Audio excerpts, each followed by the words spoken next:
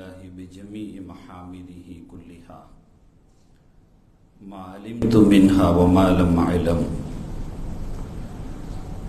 وعلى جميع نعمه كلها ما علمت منها وما لم أعلم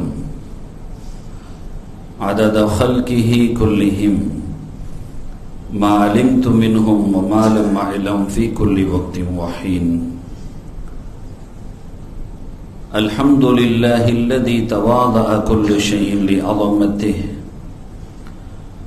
والحمد لله الذي ذل كل شيء لعزته والحمد لله الذي خضع كل شيء لملكه والحمد لله الذي استسلم كل شيء لقدرته عدد خلقه ورضا نفسه وزنة عرشه ومداد كلماته ودوام ملكه جزا الله عنا نبينا وسيدنا ومولانا خير الأنبياء والمرسلين محمدا صلى الله عليه وآله وأصحابه وأمته وسلم بما هو أهله عدد ما في علم الله ودوام ملك الله يا أصحاب الوقت أعيذوا بحكم نيابتي عن حكمكم சங்கைக்கும் மிகுந்த மரியாதைக்கும் உரிய அல்லாஹ்வின் நல்லடியார்களே,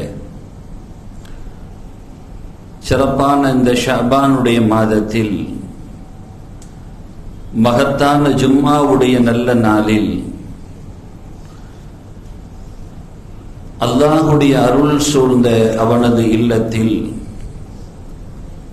பிரார்த்தனைகள் எல்லாம் அங்கீகாரம் பெறுகிற அந்தஸ்தை அடைந்திருக்கிற இந்த உயரிய நல்ல பொழுதில் ஜும்மாவுடைய கடமையை நிறைவேற்றுவதற்காக நம்மை எல்லாம் இங்கே ஒன்று கூட்டி நல்ல விஷயங்களை சொல்ல அதை கேட்க ஏற்பாடு செய்த ரப்புல் ஆலமீன் அல்லாஹ் சுப்ஹானஹு வ தஆலா அதன் வழி நடப்பதற்கும் தௌஃபீக் செய்வானாக. ஆமீன். சங்கைக்குரிய பெருமக்களே, அல்லாஹ் சுப்ஹானஹு வ தஆலா நமக்கு பல்வேறு விதமான பொக்கிஷங்களை அருளாக வழங்கியிருக்கிறான். அவைகளை தேடுவதற்கான ஆர்வத்தையும் அவனே ஊட்டுகிறான். இந்த உலகத்தில் அல்லாஹ் தந்திருக்கிற அருட்கொடைகளை நீங்கள் தேடி பெற்றுக்கொள்ளுங்கள் என்று நமக்கு அவன் கட்டளை பிறப்பிக்கிற பொழுது அதை தேடுவதில் எவ்வளவு ஆர்வம் இருக்க வேண்டும் என்பதை குறித்த தகவலை அவன் தருகிற பொழுது ஒரு வார்த்தை இப்படி சொல்லுவான், ஃபைதா குதியத்திஸ் ஸலாத், தொழுகை முடிந்து விட்டது என்றால் ஃபன்தஷிரு ஃபில் அர்த், நீங்கள் பூமியில் பறந்து செல்லுங்கள், விரைவாக செல்லுங்கள். அப்படியே நீங்கள் சென்று வப்தகு மின் ஃபத்லில்லாஹ், அல்லாஹுடைய அருளை நீங்கள் தேடிக்கொள்ளுங்கள் என்று அல்லாஹ் சொல்வான். அல்லாஹ் நமக்கு வளமான வாழ்வையும் வசதியான வாழ்வையும் வாழ வேண்டும், அப்படி வாழ்வது சிறந்தது, அப்படி வாழ்வதற்கான வகைகளுக்கு நீங்கள் முயற்சி செய்ய வேண்டும் என்று அல்லாஹ் சொல்வான். வசதி வாய்ப்போடு வாழக்கூடியவர்கள்தான் பயனுள்ளவர்களாக இருக்க முடியும், அதற்கான வாய்ப்பை பெற முடியும் என்பதை எல்லாம் அது தொக்கி நிற்கும். எனவே தான் ஒரு தொழுகை முடிந்த பின்பு, ஒரு இபாதத்து நிறைவடைந்ததின் பின்பு அதற்கு பல்வேறு விளக்கங்களை பெருமக்கள் தருவார்கள். அல்லாஹுவிடத்தில் நீங்கள் தொடர்பு கொண்டதின் பின்பு நீங்கள் செய்கிற காரியங்கள் எல்லாம் வெற்றி பெறும் என்பதையும் அது போதிக்கிறது என்பார்கள். அதான் ஃபைதா குதியத்திஸ் ஸலாத், தொழுகை முடிஞ்சிருச்சுன்னா ஃபன்தஷிருங்கறான். ஃபன்தஷிருன்னு சொன்னா பறந்து விரிந்து செல்லுதல், பல்வேறு இடங்களுக்கு செல்லுதல். அறிஞர்கள் இந்த ஆயத்தின் பின்னணியில் இப்படி ஒன்றை சொல்வார்கள். ஜும்மாவுடைய நாளில் கூட அந்த தொழுகையின் பின்னால் செய்கிற வியாபாரம் தனி பரக்கத்திற்குரியது என்பார்கள். அதற்கு முன்னால் செய்தல் என்பது அறிஞர்கள் பார்வையில் சிலர்கள் ஹராம் என்று சொல்வார்கள். ஜும்மாவுடைய நெருக்கத்தில் ஹராம் என்பதில் எந்த சந்தேகமும் இல்லை. நீங்கள் அழைப்பு வந்து விட்டால், அழைப்பொலி கிடைத்து விட்டால் உடனே நீங்கள் விரைந்து வர வேண்டும் என்று அல்லாஹ் கட்டளை பிறப்பிப்பார். وَإِذَا نُودِيَ لِصَلَاةِ الْجُمْعَةِ فَاسْعَوْا إِلَى ذِكْرِ اللَّهِ وَذَرُوا الْبَيْعَ என்று அல்லாஹ் சொல்வான். அப்ப தொழுகைக்கான அழைப்பொலி கிடைத்து விட்டால் உடனே நீங்கள் உங்களுடைய வியாபாரங்களை உதறி தள்ளிவிட்டு வர வேண்டும், அதையெல்லாம் புறம் தள்ளிவிட்டு வர வேண்டும். ஆனா துரதிர்ஷ்டம் என்னவென்றால், நீங்க முன்னாடி நிற்கிற வளமையா ஜும்மாவில் இங்க இருக்கிறவங்க பார்க்க முடியாத காட்சியை நான் பார்க்கிற வாய்ப்பு கிடைக்கும். அங்க குத்துபால மெம்பருப்படியில ஏறி நின்று ஓதும் பொழுது ஆட்களை பார்த்து ஓதுவது, அவர்களை நீங்கள் என்னை பார்க்க வேண்டும், நான் உங்களை பார்க்க வேண்டும். ஏன்னா நான் உங்ககிட்ட தான் பேசுறேன். அந்த சுன்னத்தை கருதி நாம் மேலே நிற்கிறோம். அந்த மேலே நின்று பெருமானார் ஸல்லல்லாஹு அலைஹி வஸல்லம் அவர்கள் எந்த மொழியில் அவர்கள் அந்த குத்துபா பிரசங்கத்தை செய்தார்களோ அந்த மொழியை அதற்கு வைக்க வேண்டும் என்ற அடிப்படையில் இப்ப நாம தமிழ் இங்கு கீழே வைக்கிறோம். மேல வைத்தல் என்பது அறிஞர்களுக்கு இடையில் கருத்து வேறுபாடுகள் இருக்கிறது. பெருமானார் ஸல்லல்லாஹு அலைஹி வஸல்லம் அவர்கள் நின்று செய்த அந்த சுன்னத்தை சரியாக பேண வேண்டும் என்ற அடிப்படையில் இமாம்கள் எல்லாம் தக்குவாவைத்தான் முன்னிறுத்துவார்கள். அவர்களுடைய சுய இச்சைகளை முன்னிறுத்த மாட்டார்கள். இன்றைய மனிதர்களை போன்று, இன்றைய ஆய்வாளர்களை போன்று அவங்க மனோ இச்சைகளை முற்படுத்தியவர்கள் கிடையாது. காரணம், சிறந்த நூற்றாண்டின் அறிஞர்கள் அவர்கள். பெருமானாரால் அடையாளப்படுத்தப்பட்ட 3 நூற்றாண்டுக்குரிய சிறந்த நூற்றாண்டு. கைருல் குரூனு கருணி சும்பல்லதீன யலூனஹும் சும்பல்லதீன யலூனஹும் என்று எந்த நூற்றாண்டை பெருமானார் ஸல்லல்லாஹு அலைஹி வஸல்லம் சிறந்த நூற்றாண்டாக அடையாளப்படுத்தினார்களோ, பெருமானார் வாழ்ந்த நூற்றாண்டு, அதாவது சஹாபிகளின் காலம். சஹாபிகள் அவங்க தான் பெருமானாரோடு வாழ்ந்தவர்கள். அந்த காலம், அதற்கு அடுத்த காலம் தாபிகள், அதற்கு அடுத்த காலம் தபவுத் தாபிகள். சஹாபிகளை, பெருமானாரை சந்தித்த நூற்றாண்டு, சஹாபிகளை சந்தித்த நூற்றாண்டு, சஹாபிகளை சந்தித்தவர்களை சந்தித்த நூற்றாண்டு. இந்த 3 நூற்றாண்டுகள் இது மிகச் சிறந்த நூற்றாண்டு என்று பெருமானார் ஸல்லல்லாஹு அலைஹி வஸல்லம் சொன்னார்கள். இந்த 4 மதுஹபிற்குரிய அறிஞர்களும் கூட இன்று எந்த அறிஞர்கள் மதுஹபின் அறிஞர்களை விமர்சிக்கிறார்களோ அந்த அறிஞர்கள் அனைவர்களும் இந்த சிறந்த நூற்றாண்டுக்குரியவர்கள் என்பதை நாம் மறந்துவிடக் கூடாது. இந்த 3 நூற்றாண்டுக்குள்ளால் வந்து விட்டார்கள். அபூ ஹனீஃபா ரஹிமஹுல்லாஹ் சஹாபியை சந்தித்தவர்கள், மாலிக் ரஹிமஹுல்லாஹ் அவர்கள் தாபீயை சந்தித்தவர்கள், தபவுத் தாபீகளாக அனைவர்களும் நிற்கிறார்கள். அப்படிப்பட்ட சிறந்த நூற்றாண்டுக்குரிய அறிஞர்கள். எனவே தான் சட்டத்தை வகுக்கிற பொழுது அவர்களிடத்தில் தக்குவா மேலோங்கி நின்றது. இன்று சலுகைகளை எதிர்பார்க்கிறோம். தரக்கூடியவர்களும் சில இயக்க தலைவர்களும் சலுகைகளை தந்தால் தான் நம்ம பக்கம் நிப்பாங்கன்னு சொல்லி அள்ளி வீசிய சலுகைகளில் ஒன்றுதான் இன்று இளைஞர்கள் சிக்கி தவிக்கக்கூடிய எல்லா சலுகைகளும். எது வேண்டாலும் அணிஞ்சு தொழுகலாம் தானே, இதுல என்ன இருக்கு, அதெல்லாம் பேணிக்க ஹுது ஜீனத்தக்கும் இந்த குள்ளி மஸ்ஜிதின் இருக்கு. நீங்க தொழுகைக்கு தேர்ந்தெடுப்பதை அலங்காரத்தை தேர்ந்தெடுத்துக் கொள்ளுங்கள். இன்னைக்கு நம்ம உலகத்துல ஒரு நிகழ்வை சந்திப்பதாக இருந்தால் அலங்காரத்தை தேர்ந்தெடுத்துக் கொள்கிறோம். திடீரென்று ஒரு அமைச்சரினுடைய நிகழ்வில் பங்கெடுக்க வேண்டும் என்றால் கூப்பிட்டவுடன் யாரும் வருவதில்லை. சற்று முகத்தை அங்கு இங்கு பார்த்து, கண்ணாடியை பார்த்து சரி செய்து விட்டு ஆடை சரியாக இருக்கிறதா.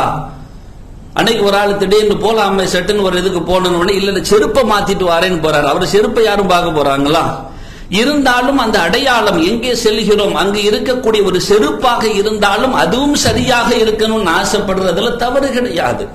ஆள் பாதி ஆடை பாதி, தன்னை அடையாளப்படுத்துகிறது. சரி, அதற்கே நாம் அலங்காரத்தை தேர்ந்தெடுத்துக் கொள்கிறோமே அற்ப மனிதர்கள் பார்க்கிற இடத்திற்கு. பெருமானார் ஸல்லல்லாஹு அலைஹி வஸல்லம் அவர்கள் அழகிய ஆடைகளை அணிந்து கொள்வார்கள். தொழுகைக்கு வருகிற பொழுது அழகிய ஆடைகளை தேர்ந்தெடுத்துக் கொள்வார்கள். அதனாலதான் நாம இன்னைக்கு சில சலுகைகளை எதிர்பார்த்து சிறப்புகளை விட்டு விடுகிறோம், அந்தஸ்துக்களை விட்டு விடுகிறோம். அரக்கை சட்டைகளோடு அன்றைய காலத்தில் பார்க்க முடியாது. இன்று மற்றைய நாட்களில் அரக்கை சட்டைகளோடு தான் நாம் தொழுகையிலேயே நிற்கிறோம். அன்று பனியன் அந்த டிஷர்ட்டை போட்டுக்கிட்டு அன்னைக்கு சஹாபிகள் யாராவது நின்று இருப்பாங்களா? இன்னைக்கு சுண்ணாவை பேசக்கூடிய ஆட்கள் நீங்க பாத்தீங்கன்னா தெரியும், இந்த இதை போட்டுட்டு வருவான், இது கூடத்தானே செய்யும் அப்படிம்பா. மற்றதுக்கெல்லாம் சஹாபி தேவைப்படுது, இதுக்கு சஹாபி தேவை இல்லையா? சஹாபி என்னைக்காச்சும் டிஷர்ட்டை போட்டு வந்து நின்று இருப்பாங்களா? டிஷர்ட்டை போட்டாலும் கோவிச்சுக்க வேணாம், நான் அதுக்கு சொல்ல வரல. எப்ப ரொம்ப சந்தோஷம், நீங்களாம் தொழுகையில நிக்கிறதே இன்றைய காலத்துல நினைச்சு சந்தோஷப்பட வேண்டியத காலம் இந்த காலம். என்கிட்ட கூட சில பேர் சொல்லுவாங்க, சில பேர் சொன்னாங்க ஆரம்பத்துல, கொஞ்சம் இது பண்ணுங்க, ஆடைகள்லாம் வந்து ரொம்ப இதா வராங்க, கொஞ்சம் கண்டிஷனா சொல்லுங்க, சுஜூதுக்கு போனாங்கன்னா எனக்கு பின்னாடி நிக்க முடியல, அவ்வளவு அசிங்கமா இருக்குது, ரெண்டு விலகி நிக்குதுன்னு. அதை எவ்வளவு நாகரீகமா சொல்ல முடியுமோ நாம சொல்றோம். அந்த பையனை பார்த்தா கூட அவனை கூப்பிட்டு, தம்பிங்க வாங்கம்மா, ரொம்ப உள்ளத்துல ரொம்ப மனசு வேதனை தான் இருந்தாலும் அவரை கூப்பிட்டு சொல்லும் போது சில நேரம் நான் பின்னாடி நிற்கும் போது நடந்தா அவர் தொழுது முடிக்கிற வரைக்கும் நான் நின்று அவரை வரவேற்று கூப்பிட்டு அவர்கிட்ட சொல்லிட்டு தான் நான் போவேன். இப்படி நின்றீங்களம்மா, எவ்வளவு பெரிய இது தெரியுமா, ஆபத்து தெரியுமா, உன் தொழுகை மாத்திரம் பாத்திலாகலாமா, பின்னாடி நிக்கிற ஆளு தொழுகையும் ஃபசாதா போயிடுது இல்லையா, அப்படி செய்யலாமா, இப்படிதான் சொல்ல வேண்டியது இருக்கு. ஏன்னா அவன் தொலை வாரானேங்கிறதையாவது சந்தோஷப்பட வேண்டிய காலத்துல நம்ம உட்கார்ந்துட்டு இருக்கிறோம். அப்ப இன்னைக்கு சலுகைகள் எதிர்பார்க்கிற காலம், அன்று அப்படி அல்ல.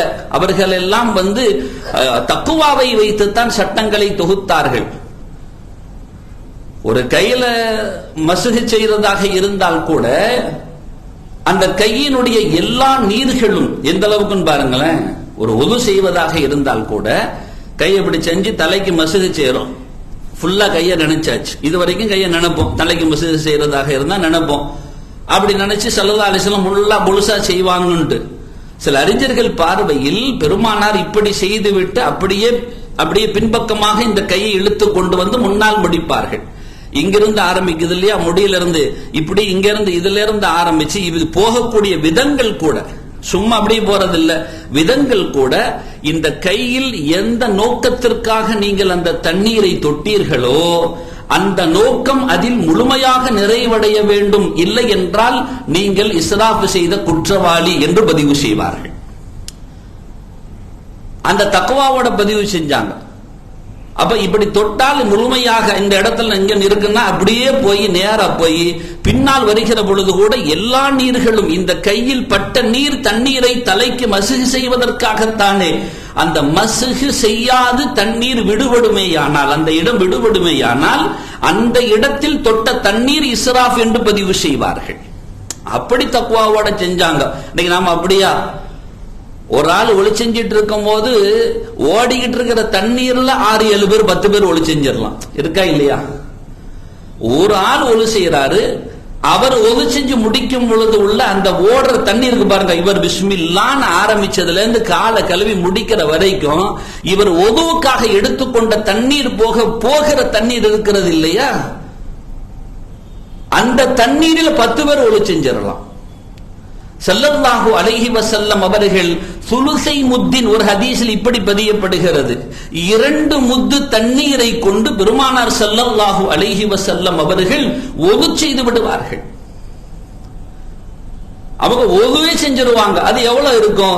முத்துன்னா என்ன, இப்படி கை நிறைய அள்ளுறமா இல்ல, இதுல 2 இது அள்ளுறது, கொஞ்சம் விசாலமான கையா கூட வச்சுக்கிறலாம். ஒரு ஜொக்கு தண்ணின்னு வச்சுக்குவோமே, இவர் வாய் கொப்பளிக்கும் பொழுது இவர் வாய் கொப்பளிக்கிறதுக்காக தண்ணி எடுத்துட்டு வாயை கொப்பளிக்கிறதுக்காக இப்படி விட்டு கொப்பளிக்கிறார் இல்லையா, அந்த இடைவெளியில ஒரு ஜொக்கு நிறைஞ்சிரும் தண்ணி. இங்க திறந்து விடுறத பார்த்தீங்கன்னா அவ்வளவு நாம் பொடுபோக்காக இருக்கிறோம். இஸ்ராஃப் விஷயங்களில் நன்மைகளை கொள்ளையடிக்க வேண்டும், நமது பாவங்களை முற்றிலுமாக அழிக்க வேண்டும். சேகரிக்க வந்தவர்கள், நான் சொல்ல வருகிற விஷயம், இந்த உலகத்தினுடைய பொருளாதாரத்தையே தேடுங்கள் என்று அல்லாஹ் சொல்கிறான். எதற்காக தேட வேண்டும்? அவன் வழியில் செலவு செய்வதற்காக, அவனுக்காக பயன்படுத்துவதற்காக.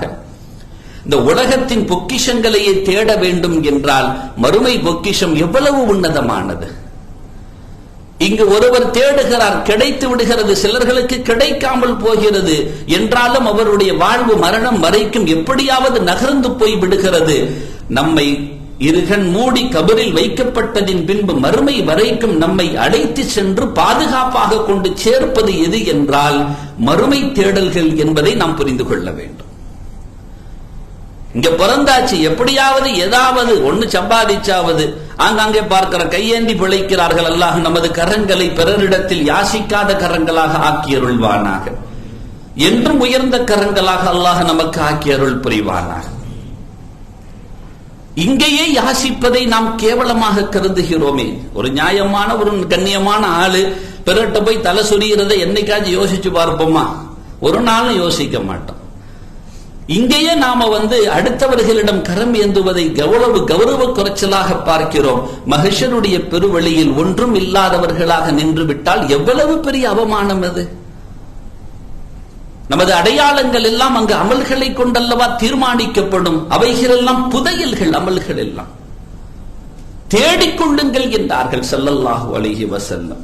போட்டி போடுங்கள் என்று அல்லாஹ் சொன்னான். ஃபஸ்தபிகுல் கைராத்னா, அதை நீங்க போட்டி போட்டுக் கொள்ளுங்கள் என்று அல்லாஹ் சொல்வான். வெள்ளிக்கிழமை தோறும் பல்வேறு மஸ்ஜிதுகளில் ஓதப்படுகிற சுபுகில் சூரா சஜதாவில் இடம்பெறுகிற வாசகம் உங்களுக்கு எல்லாம் தெரியும். அல்லாஹ் சொல்வான், தத்தஜாஃபா ஜுனூபுஹும் அனில் மதாஜிஇ யதுஊன ரப்பஹும் ஹௌஃபன் வ தமஅன் வ மிம்மா ரஸக்னாஹும் யுன்ஃபிகூன் என்பான். தத்தஜாஃபா ஜுனூபுஹும், அவங்களுடைய அந்த ஜுனூபுங்கிறது இந்த விழாப்புறம் இருக்கு பாருங்க, இந்த பகுதி, அவைகளை எல்லாம் அவர்கள் காய வைப்பார்கள், எதிர்பார்த்து வைத்திருப்பார்கள். எப்பொழுதும் விழிப்பு நிலையில் இருப்பவர்களுக்கு சொல்லுகிற வார்த்தை அது. தத்தஜாஃபா ஜுனூபுஹுன்னா எப்பொழுதும் விழிப்பு நிலையில் இருக்கக்கூடியவர்களுக்கு. அவர் அயர்ந்து உறங்க மாட்டார், எப்பொழுதும் விழிப்பு நிலையில் இருப்பார். அதெல்லாம் பார்க்கணும்னு சொன்னா நீங்க பிலால்களை பார்க்கலாம். நீங்க பிலால்களை சாதாரணமா நினைச்சிடுறீங்க. வாட்ச்மேன்கள் இருக்கிறாங்கல்ல, பள்ளியினுடைய வாட்ச்மேன்கள், அவர்களை பார்க்கலாம். அந்த பிள்ளைகள் எல்லாம் தூக்கத்தை நன்றாக தூங்குவார்கள் என்று நினைத்து விடாதீர்கள்.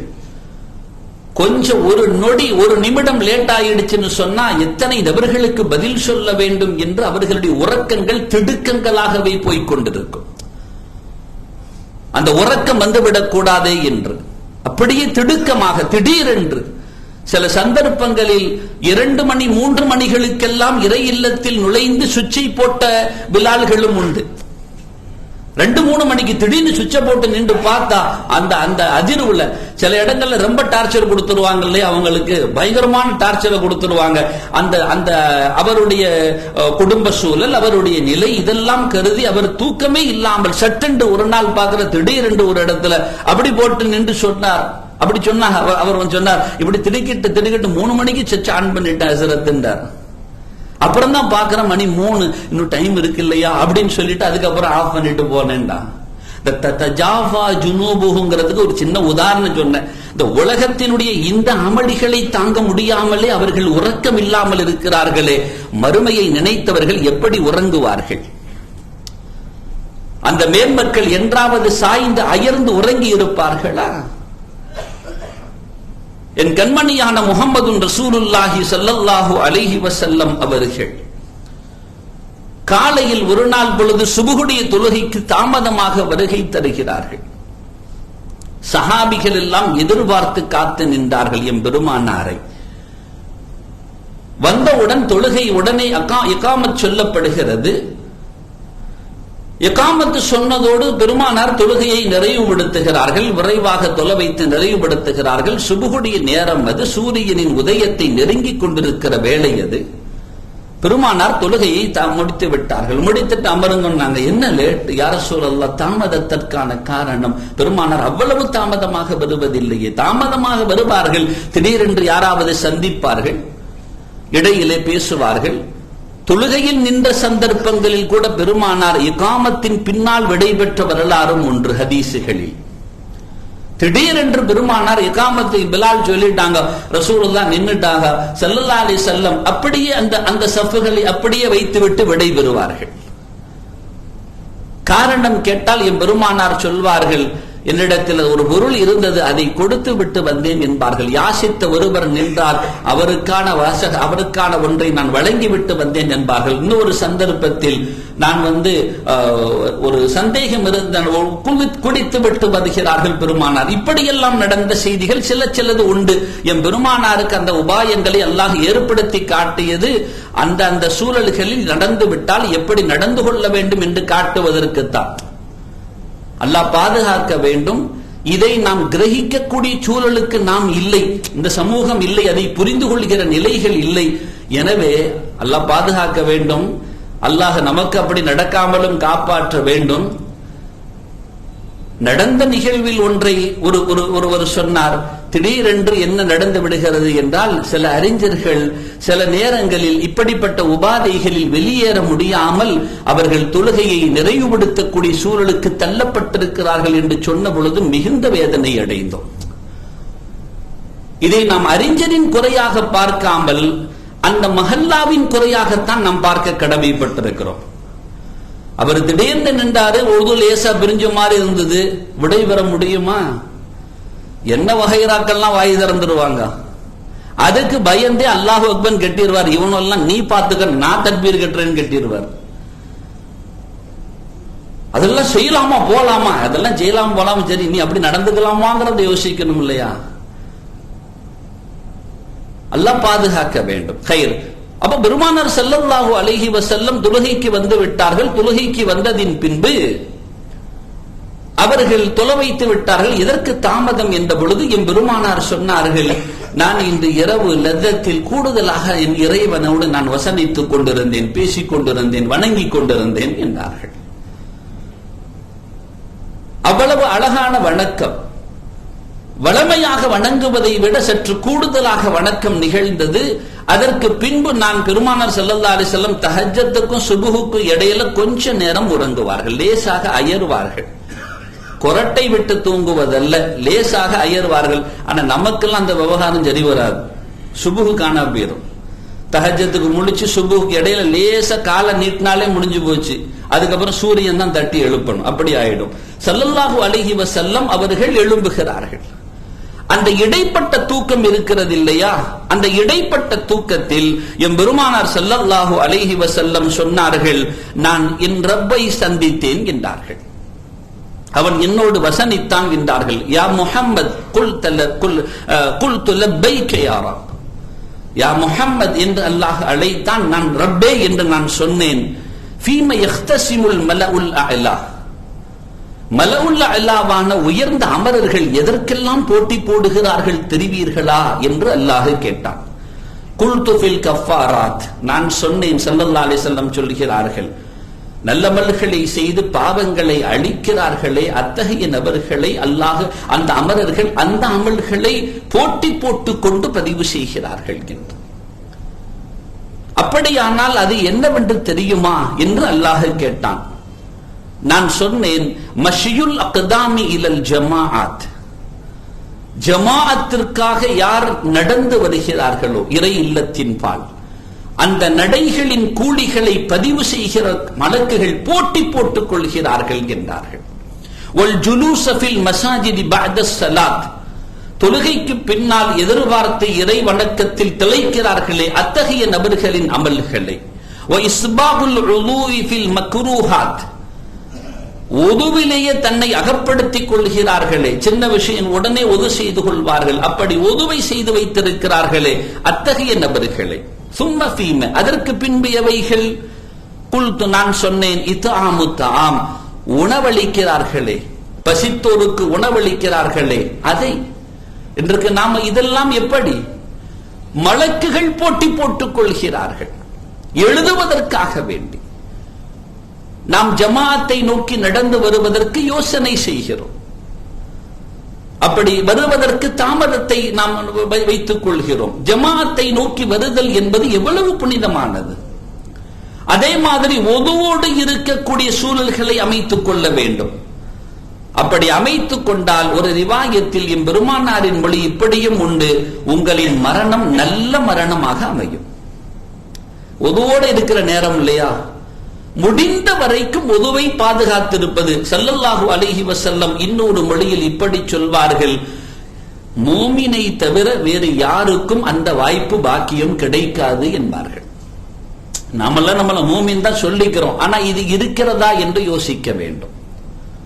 இத்ஆமு தஆம், நம்மை இன்னைக்கு நாம பார்ப்போம், தெருவில் நிற்கும் பொழுது கூட சகோதர சமயத்தவர்களில் சிலர்கள் நின்றால் கூட நம்மை பார்த்தால், தொப்பி போட்டிருக்கிறாங்க, ஒரு தாடி வச்சிருக்கிறாங்க, முஸ்லிமின் அடையாளம் தென்படுகிறது என்றால் அந்த யாசிக்க கூடியவர்கள் நம்மை நோக்கி வருவார்கள். அவர்களையெல்லாம் விரைவாக கடந்து வந்தவர்கள் நம்மை அவ்வளவு சீக்கிரமாக கடந்து விட மாட்டார்கள். ஏன் தெரியுமா? அவர்களின் மனங்களிலும் கூட நிச்சயமாக இவங்க ஏதாவது கொடுப்பாங்க அப்படிங்கிற அந்த எண்ணம் தான். பாய் மாறி எவன வெறுங்கைய அனுப்ப மாட்டாங்க, ஏதாவது தருவாங்க அப்படிங்கிற அந்த உயரிய எண்ணம் அவர்களுடைய உள்ளத்தை ஆக்கிரமித்திருக்கிற காரணத்தினால் அவங்க நம்ம கிட்ட வந்ததுக்கு அப்புறம் அவ்வளவு சீக்கிரம் நகர மாட்டாங்க, எப்படியாவது தருவாங்கன்னு நின்றுவாங்க. அன்னைக்கு ஒரு ஆளு சொல்றாரு, அவர் ஹஸரத்துக்கு சாப்பாடு கொடுத்த வீட்டுல பிலால் மதியம் சாப்பாடு கொடுப்பாங்க இல்லையா, வீட்டுல சாப்பாடு கொடுத்த அவங்க சாப்பாடு கொடுத்த நடந்த நிகழ்வுமா, சாப்பாடு கொடுத்த அவங்க எல்லாம் தான் சம்பளம் வாங்குறாங்க, நீங்க எதுக்கு சாப்பாடு கொடுக்குறியோ என்று ஒருத்தர் கேட்டார்னு வந்தார். எவ்வளவு அழகான குணத்தை பதிச்சிருக்கிறாங்க பத்தியெல்லாம், எவ்வளவு சிறப்பான குணத்தை வச்சிருக்கிறாங்க பத்தியெல்லாம், எவ்வளவு நிரப்பமான குணம் இது. வேற அப்படித்தான் சொல்ல வேண்டியிருக்கு இல்லையா? எவ்வளவு எவ்வளவு, அதாவது ஸல்லல்லாஹு அலைஹி வஸல்லம் சொல்றாங்க, இத்ஆமு தஆம், யார் உணவளிப்பார்களோ அவர் பல்வேறு நோய்களில் இருந்து விடுபடுகிறார், பல்வேறு நோய்களில் இருந்து விடுபடுகிறார். அதில் மிக முக்கியமான நோய் எது தெரியுமா? நல்ல விளங்கணும். பல்வேறு நோய்களில் இருந்து விடுபடுகிறார், அதில் மிக முக்கியமான நோய் எது தெரியுமா? புகுல் என்கின்ற கஞ்சத்தன நோயில் இருந்து அவர் விடுபடுகிறார். ஏன்னா மத்த நோயெல்லாம் இந்த உலகம் சார்ந்த நோயுமா, புகுல் இருக்கிற கஞ்சத்தனம் இருக்கு பத்தியலா, இது மகா மட்டமான உள்ளத்தை பீடித்த ஒரு கேன்சர் நோய். அந்த கேன்சர் நோயிலிருந்து உள்ளத்தை பீடிக்கிற அந்த புகுல் என்கின்ற கஞ்சத்தனத்திலிருந்து விடுபடுகிறாரு. ஆனா அவரையும் அந்த கேன்சர்ல பாதுகாக்கிறதுக்கு எவ்வளவு அழகான வாய்ப்புகளை வளமா இவர் வார்த்தையா கொடுக்கிறாரு பாருங்க. ஸல்லல்லாஹு அலைஹி வஸல்லம் சொன்னார்கள், அது மாத்திரமல்ல, ஒலீனல் கலாம், பேசுகிற பொழுது மிருதுவாக அமைதியாக சாந்தமாக பேசுவது, நளினமாக அன்பாக அன்பொழுக பேசுவது, இது மலக்குகள் போட்டி போட்டுக் கொண்டு இந்த அமல்களை பதிவு செய்வார்கள். வஸ்ஸலாத்து பில்லைலி வன்னாஸ் நியாம், மக்கள் உறங்குகிற இரவு வேளையில் நின்று வணங்குகிற அமல்களை மலக்குகள் போட்டி போட்டுக் கொண்டு எழுதுவார்கள். இப்படியெல்லாம் நடைபெறுகிறது. அல்லாஹ் கேளுங்கள் முஹம்மதே என்றான். நான் கேட்டேன் அல்லாஹ்விடத்தில், அல்லாஹும்ம இறைவா, இன்னி அஸ்அலுக, உன்னிடத்தில் நான் கேட்கிறேன், ஃபிஅலல் கைராத், நலவுகளை செய்வதை நான் உன்னிடத்தில் கேட்கிறேன், வதர்க்கல் முன்கிராத், தடைகளை விடுவதை உன்னிடத்தில் கேட்கிறேன், வஹுப்பல் மசாகீன், வறியோர் ஏழைகளை நேசிப்பதை உன்னிடத்தில் கேட்கிறேன், அன் தக்ஃபிரலி வதர்ஹம்னி, என்னை மன்னிப்பதற்கும் என் மீது கருணை புரிவதற்கும் உன்னிடத்தில் கேட்கிறேன், வஇதா அரத்த ஃபித்னத கௌமின், ஒரு கூட்டத்திற்கு ஒரு சோதனையை நீ கொடுப்பதாக நாடி இருந்தால், ஃபதவஃபனி கைர மஃப்தூனின், அந்த குழப்பம் வருவதற்கு முன்னால் என்னை நீ அகப்படுத்திக் கொள். அஸ்அலுக ஹுப்பக், உன்னிடத்தில் உன் நேசத்தை கேட்கிறேன், வஹுப்ப மன் யுஹிப்புக், உன்னை யாரெல்லாம் நேசிப்பார்களோ அந்த நேசர்களின் நேசத்தையும் கேட்கிறேன், வஹுப்ப அமலின் யுகர்ரிபு இலா ஹுப்பிக், உன் நேசத்தின் பக்கம் எந்த நற்கிரியைகள் எல்லாம் நெருக்கி வைக்குமோ அந்த நற்கிரியைகளையும் உன்னிடத்தில் கேட்கிறேன் என்று என்னிடத்தில் அல்லாஹ் கேள் என்று சொன்ன பொழுது இவைகளை நான் ரப்பின் சமூகம் முற்படுத்தினேன். சொல்லிவிட்டு பெருமானார் சொல்வார்கள், அல்லாஹ் சொன்னான், இதை சொல்லுங்கள் என்று. அருள் நிறைந்த பெருமக்களை, எதிர்பார்ப்போடு இந்த உலக வாழ்வு நகர வேண்டும், நாளை மறுமை நோக்கிய பயணமாக இருக்க வேண்டும். இந்த உலகத்தின் அற்பமான வாழ்விற்கே சுகத்தை நாடி நாம் எவ்வளவெல்லாம் நம்மை வடித்துக் கொள்கிறோம். சில பேர்லாம் ஓடா தேஞ்சு போயிருக்கிறாங்க பாருங்க, உழைச்சு உழைச்சு ஓடா தேஞ்சு போனாரும்பாங்க. குடும்பத்துக்காக உழைச்ச ஒரு ஆளை பார்க்கணுமா பாருங்க, எல்லாத்தையும் இழந்தவர் அப்படிம்பாங்க. ஆம், ஒன்றை இழந்தால் தான் இன்று ஒன்று கிடைக்கும் என்பது நிதர்சனம் என்றால், இந்த உலகத்தின் நேரங்களை சற்று நாம் மறுமைக்காக இழந்தால் தான் மறுமை கிடைக்கும். எதை விடுவது எதை தொடுவது என்பதை நாம் தான் தீர்மானிக்க வேண்டும். யாருமே உதவ முடியாத அந்நாளில் நம்மோடு கூட பயணித்து வந்து கபரில் உள்ளே வந்து அமருவது எது? யாருக்காக நாம் எதை விட வேண்டும்? நம்மை கபரில் வைத்துவிட்டு அங்கிருந்து மண்ணள்ளி போட்டு கை கழுகிவிட்டு விடை பெறக்கூடியவர்களையா நம்மோடு வைத்துக் கொள்வது? இல்லை இல்லை, அந்த கபரில் எல்லாரும் மண்ணள்ளி போட்டதின் பின்பும் என் கபரில் வந்து என் தலைமாடுகளிலும் என் கால் மாடுகளிலும் என் கரங்களின் அருகாமையிலும் என்னை வந்து கேடயம் போன்று பாதுகாக்கக்கூடிய நல் அமல்களையா நற்செயல்களையா முடிவு செய்ய வேண்டிய தருணம் நம் ஒவ்வொருவர்களுக்கும் என்றும் மேலோங்கி நிற்கிறது. அல்லாஹ் நம் அனைவர்களையும் மிகுந்த அக்கறையோடு நல்லமல்கள் செய்யக்கூடிய நல்லோர்களாக ஆக்கி அருள்வானாக. ஆமீன் யா ரப்பல் ஆலமீன். வ ஆகிரு தஅவானா அனில் ஹம்துலில்லாஹி ரப்பில் ஆலமீன். வஸ்ஸலாமு அலைக்கும் வ ரஹ்மத்துல்லாஹி வ பரகாத்துஹு. சங்கைக்குரிய பெருமக்களே, கட்டிடத்தின் வேலைகள் விரைவாகவே நடைபெற்றுக் கொண்டிருக்கிறது.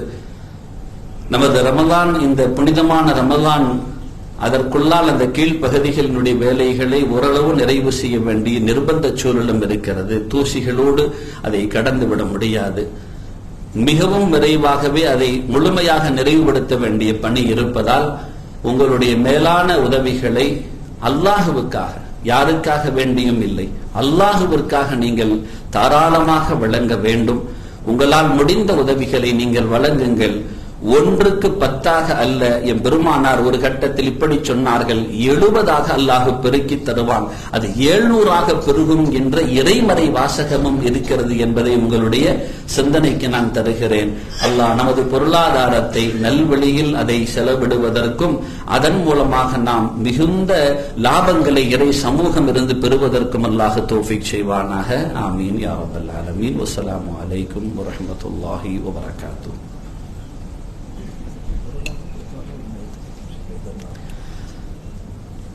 நீங்கள் பொருள் காசாக கொடுத்தாலும் பரவாயில்லை, அல்லது அதற்கு தேவையான உபகரணங்களை கொடுத்தாலும் இன்ஷா அல்லாஹ் அதுவும் அங்கீகரிக்கப்படும். ஆனால் அதை முறையாக நீங்கள் அலுவலகத்தில் கேட்டு அந்த உபகரணங்களை வழங்கலாம் என்பதையும் உங்களுடைய மேலான கவனத்திற்கு தருகிறோம். அஸ்ஸலாமு அலைக்கும்.